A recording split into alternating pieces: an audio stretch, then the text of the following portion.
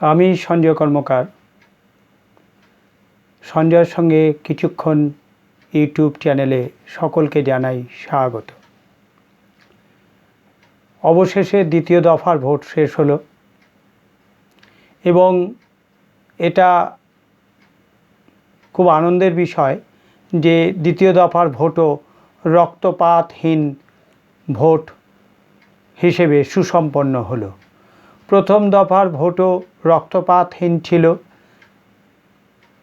কেউ মারা যাননি বা কেউ আহত হননি বা কোনো প্রাণহানি ঘটেনি। দ্বিতীয় দফার ভোটেও কোনো প্রাণহানি ঘটেনি, কোনো রক্তপাত ঘটেনি। মোটের ওপর কিছু জায়গায় বিক্ষিপ্ত ঘটনা ঘটলেও শান্তিপূর্ণভাবে ভোট শেষ হয়েছে। প্রথম দফার মতো দ্বিতীয় দফার ভোটেও 90%-রও বেশি ভোট পড়েছে। এবারে 92%-এর বেশি ভোট পড়েছিল প্রথম দফার ভোটে। কোনো জায়গায় 96-97% ভোট পড়েছিল। দ্বিতীয় দফার ভোটেও প্রায় 92-93% ভোট পড়ল, যা একেবারে গায়ে গায়ে বলা যায়। তবে দক্ষিণ কলকাতায় বা কলকাতা সংলগ্ন অঞ্চলগুলোতে বেশ ভালো ভোট পড়েছে। সাধারণত বিগত নির্বাচনগুলোতে দেখা গিয়েছিল যে সেখানকার কলকাতার যারা বাসিন্দা তারা খুব একটা ভোট কেন্দ্রমুখী হন না বা ভোট দিতে যান না, কিন্তু এবারে তার ব্যতিক্রম ঘটেছে। বিভিন্ন আবাসনের ভোটাররা তারা ভোট কেন্দ্রে গিয়েছেন এবং ভোট দিয়েছেন। বিশেষ করে ভবানীপুরে যে শতাংশের ভোট পড়ে তার চেয়ে অনেক বেশি ভোট পড়েছে এবারের নির্বাচনে। কোনো কেন্দ্রে প্রায় 95%-র মতো ভোট পড়েছে।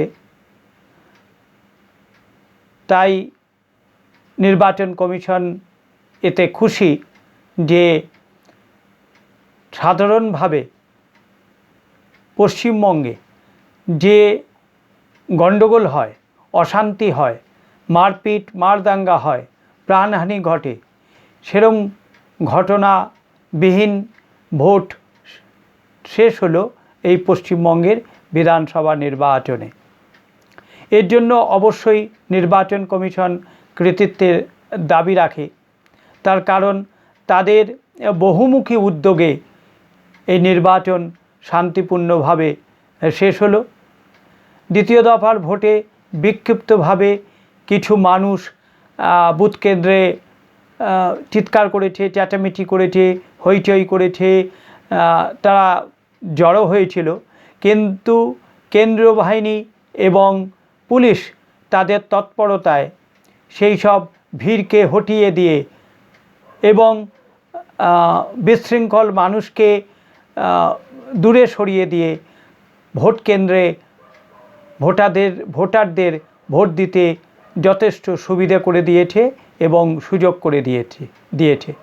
সেই সুবিধা পেয়েই এবং সেই সুযোগ পেয়েই ভোটাররা নিশ্চিন্তে নির্বিঘ্নে ভোট কেন্দ্রে গিয়ে তারা ভোট দিয়েছে। সকাল থেকেই ভোট কেন্দ্রে ছিল দীর্ঘ লাইন এবং সুশৃঙ্খলভাবে ভোট কেন্দ্রে প্রবেশ করে ভোট দিয়েছে।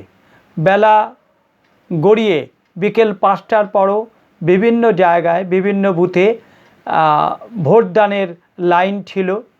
সেখানে যারা 5টার পর কিংবা 6টার পর লাইনে দাঁড়িয়েছিল তাদেরকে বুথে প্রবেশ করানো হয়েছে ভোট দেওয়ার জন্য। নির্বাচন কমিশন শেষ হাসি হাসল।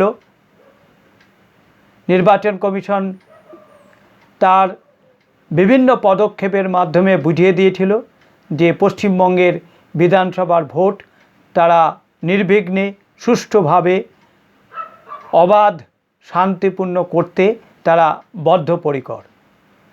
তারা বিভিন্নভাবে জানিয়েছে এবং প্রতি মুহূর্তে মানুষকে অবগত করেছে কি করতে হবে কি করতে হবে না। শেষ লগ্নে তারা উত্তরপ্রদেশ থেকে বিশেষ পর্যবেক্ষক অজয় পাল শর্মাকে নিয়ে এসছেন, যাকে সিংঘম বলে অভিহিত করা হয়েছে। ডায়মন্ড হারবারে এক ঝাঁক পুলিশ অফিসার এবং এসপি সহ বিভিন্ন পুলিশ আধিকারিকদের বদলি করা হয়েছে, যাকে সার্জিক্যাল স্ট্রাইক বলে অভিহিত করা হয়েছে। এবারের নির্বাচনে এই সব শব্দবন্ধগুলো এসছে, সার্জিক্যাল স্ট্রাইক, সিংঘম বা পুষ্পা, এরকম বিভিন্ন শব্দবন্ধগুলো এসছে, যা বিগত নির্বাচনগুলোতে কোনো দিন শোনা যায়নি। নির্বাচন কমিশন তার তৎপরতা এবং প্রতি মুহূর্তে তাদের পদক্ষেপের মাধ্যমে মানুষকে আশ্বস্ত করেছে যে আপনারা ভোট কেন্দ্রে আসুন, ভোট দিন, নির্ভয়ে ভোট দিন। মানুষ আশ্বস্ত হয়েছে, নির্ভয়ে ভোট দিয়েছে। ফলে নির্বাচন কমিশন জিতল এই নির্বাচনে, কথা বলাই যায়। এবং এই ম্যান অফ দ্য ম্যাচ হয়েছে অবশ্যই নির্বাচন কমিশনের বিভিন্ন আধিকারিকরা, যারা এই নির্বাচনকে সুষ্ঠুভাবে পরিচালনা করেছে। মানুষের প্রাণহানি ঘটেনি, এটাই সবথেকে বড় কথা। কারো মায়ের কোল খালি হয়নি, কেউ বিধবা হয়নি, কারো সিঁথির সিঁদুর মুছে যায়নি, রক্তপাত ঘটেনি নির্বাচনে, এটাই সবথেকে বড় পাওনা পশ্চিমবঙ্গবাসীর কাছে। তার কারণ অর্ধ শতাব্দী ধরে পশ্চিমবঙ্গবাসী যে অশান্তিপূর্ণ ভোট দেখেছে, তা যথেষ্ট দুঃখজনক এবং বেদনাদায়ক।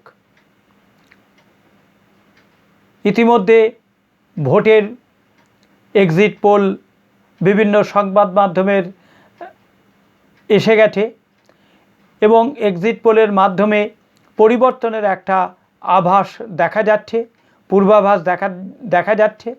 তবে এক্সিট পোল নিয়ে কিছু না বলাই ভালো। আমি এক্সিট পোল নিয়ে কিছু বলতে চাই না।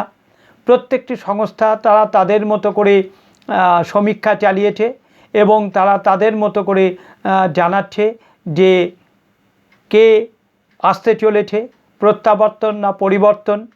তবে প্রত্যাবর্তন অপেক্ষা পরিবর্তনের দিকেই পাল্লা বেশি ঝুঁকে আছে, পরিবর্তনের আভাস পাওয়া যাচ্ছে, কিন্তু সে আভাস নিয়ে আলোচনা করে লাভ নেই।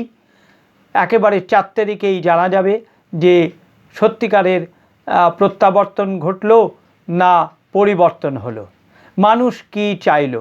এই বিপুল পরিমাণ যে মানুষ ভোট দিল বা একটা ঐতিহাসিক হারে ভোট পড়ল পশ্চিমবঙ্গে, যা কোনো দিন দেখা যায়নি, সেই ভোট কার দিকে গেল, ভোট বাক্সে কোন দিকে মানুষ তার মতদান প্রদান করলো, সেটা অবশ্যই জানা যাবে 4 তারিখ। আমরা 4 তারিখের অপেক্ষায় থাকব। 4 তারিখ জানা যাবে কি হলো। যাই হোক, সংখ্যাগরিষ্ঠ মানুষের মতামত মাথা পেতে নিতে হবে, সেটা পরিবর্তন হোক বা প্রত্যাবর্তন হোক, পাল্টানো হোক বা একই থাকুক। সংখ্যাগরিষ্ঠ মানুষের মত যেদিকে থাকবে সেদিকেই সকলকে মানতে হবে। সেদিনই জানা যাবে যে কি হলো। উচ্ছ্বাস, উৎসাহ, উদ্দীপনা সব কিছুই এখন আপাতত স্থগিত রইল। 4 তারিখ তা বিস্ফোরণ হবে বিভিন্ন দলের জয়ের মধ্যে দিয়ে। বিভিন্ন বলতে যে যারা জিতবে তারাই আনন্দে উচ্ছ্বাসে মেতে উঠবে। কারা সেটা হয় দেখা যাক। তবে এবারের মূলত লড়াই ছিল 2 ফুলের লড়াই, ফুলের লড়াই, জোড়া ফুল আর পদ্ম ফুলের লড়াই। হাতুড়ির সেভাবে জয়ের সম্ভাবনা কম বা তাদের সরকারে আসার সম্ভাবনা কম, কিন্তু ভোটের বাক্সের ফলাফল জানা গেলে সেটা আরও পরিষ্কার হবে। 2 ফুলের লড়াইয়ে কোন ফুল জয়লাভ করলো, কোন ফুল ফুটলো পশ্চিমবঙ্গের বুকে, আবার নতুন করে জোড়া ফুল না পদ্ম ফুল সেটা 4 তারিখ জানা যাবে। হাতুড়ির কী অবস্থা হলো সেটাও জানা যাবে। তবে সার্জিক্যাল স্ট্রাইক, সিংঘম, সাজোয়া গাড়ি সব মিলিয়ে এবারের নির্বাচন ছিল এক অভূতপূর্ব নির্বাচন, যা এর আগে পশ্চিমবঙ্গবাসী দেখেনি। আগামী দিনে দেখা যাবে কি না সেটা সময় বলবে। যাই হোক, এখনকার প্রতিবেদন এই পর্যন্তই। আবার নতুন প্রতিবেদন নিয়ে উপস্থিত হব। সবাই ভালো থাকবেন, সুস্থ থাকবেন, আনন্দে থাকবেন। আমার চ্যানেলটিকে লাইক করবেন, সাবস্ক্রাইব করবেন এবং আপনাদের গুরুত্বপূর্ণ মতামত কমেন্টস বক্সে প্রদান করবেন। নমস্কার।